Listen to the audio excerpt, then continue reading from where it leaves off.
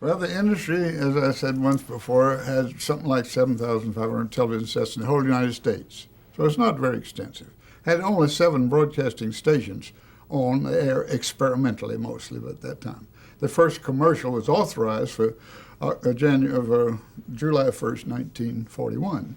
But in that 41 July 1st to December 7th was a short time in which very few stations had really gone commercial. They weren't getting much money out of it.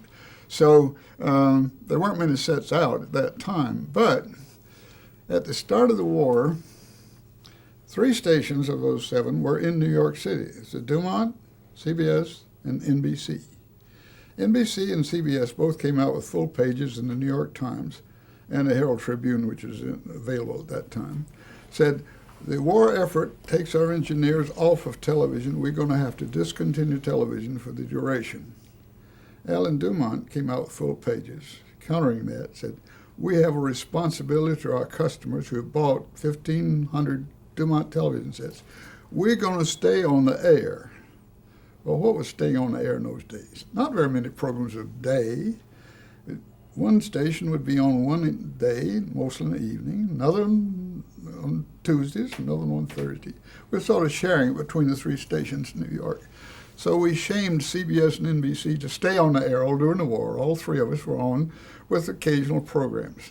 Well, you say, what kind of programs? Well, Fred Waring and the Pennsylvanians. We had Jim Cadigan working with us in the programming department.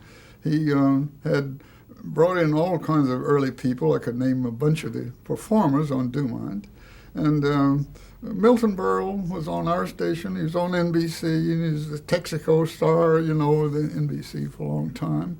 And we had a man by the name of Big Brother Bob Emery, who started the Dumont Small Fry Club. I got a picture here somewhere of our son when he's just a kid. He's the 3rd member of the Small Fry Club, because 2 of the children of one of the cameramen over in New York was the number 1 and number 2 in the Small Fry Club. It became millions of people in those children's programs. So we had children's programs, and on after the war, this developed a whole lot more with Jim Cadigan and the people in the programming. And people such as Jackie Gleason and, I could name people all over the place. Well, what about the other stations? NBC had Yappel, who was the MC? Ray Forrest. Ray Forrest. Ray Forrest was one of the early program performers, not a program manager behind the scenes, but performer on television. And one of his cohorts is right here at Panorama City. Now, he was one of the page boys at NBC up in the RCA building. And he lives right here at Panorama, just around the corner. But those other stations had some excellent programming. And one more thing, they had funding. They put in better programs because they could afford it. Dumont was strapped to try to get money to run a Dumont television network.